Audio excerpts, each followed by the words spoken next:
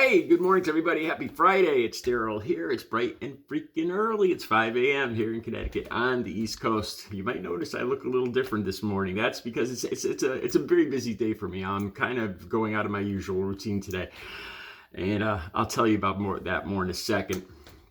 I had two videos all set to go. I got two great videos. One especially I'm dying to see how it's taken. So I had those all set to go.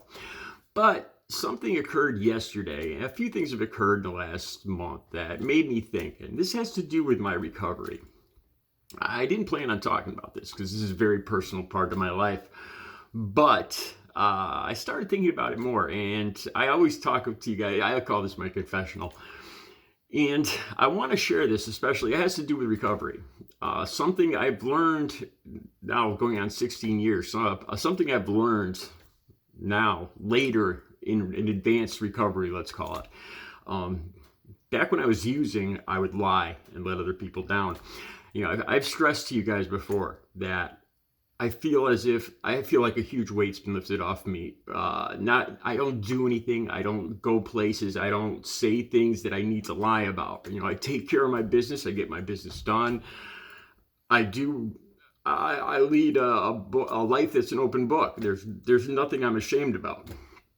And I'm amazed at how much better my life is living my life this way. But this is what I found, discovered probably more or less in the last couple months, is although I've improved my life, like I said, taking care of my business, being honest, now I found that this never occurred to me, that I'm going to have to deal with other people who are not living life honestly or taking care of their business. And how do I deal with that? That never occurred to me. You know, I used to be the screw up, so once I get better, life will be perfect. You know, once I stop screwing up and I'm honest, then life's going to be perfect. No, that's not what happens. This isn't about other people using. This is about other people being less than honest or making mistakes, and how I have to deal with it. How I have to just do the best that I can, and what is in my control, I deal with, and what's out of my control, I let go. All right, so the reason I'm talking about this, there's a few things that happened that I'll talk about. It's kind of personal, and I don't want to give too many details. Since I've been in recovery for the last 16 years, I still have a counselor once a month. I see a counselor and I just briefly go over some stuff, what's going on in my life. And I don't mind doing this. I kind of enjoy doing it. A lot of times, these are people that I connect with that have been in recovery too. And I've built some great friendships. Some of my artwork, I got into some big gallery shows by making relationships this way through other artists. That was another artist that was my counselor. But now I have counselors that are younger than me, and sometimes they haven't been through addiction.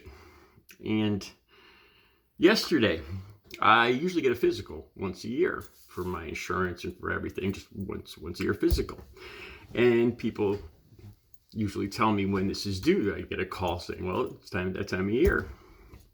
I got a call yesterday, and this person said, your physical is way overdue. I said, well, I didn't know. I had a feeling that it was coming up, but no, I was just waiting for a phone call. Maybe I should have said something, but, usually that's not how it works. They, call, they have the records, they call and tell me when the physical's due. So this person said, well, that's no problem. And this is what she said. She says, I'm just going to write down that you said, she's writing this down as my words, saying that you said that you've been trying to make an appointment for the doctor for the last couple of weeks, and you just haven't been able to make an appointment, okay?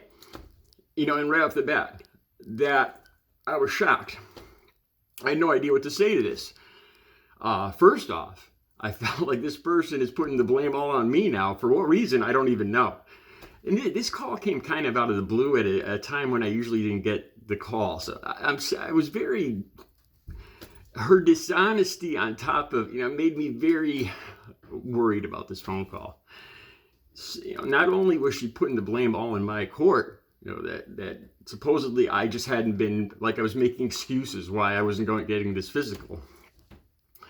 but she was being dishonest. I thought in the future, if somebody, nobody, chances are this is just going to go in a file. But if somebody asked me this, I can't lie. I can't say, well, I was trying to make an appointment at the doctor and I couldn't get through.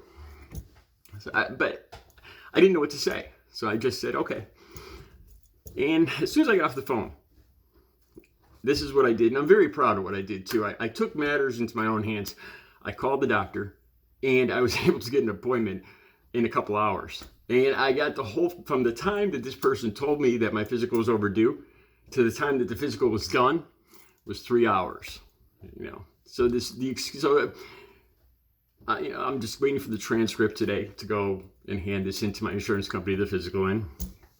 And I hope that'll put to rest, because it bothered me that the blame was being put on me. And plus, this person that I trust explicitly, was lying. It made me question what else they're being dishonest about, and the fact that I'm supposed to be taking advice from this person as a counselor, and they're being blatantly dishonest.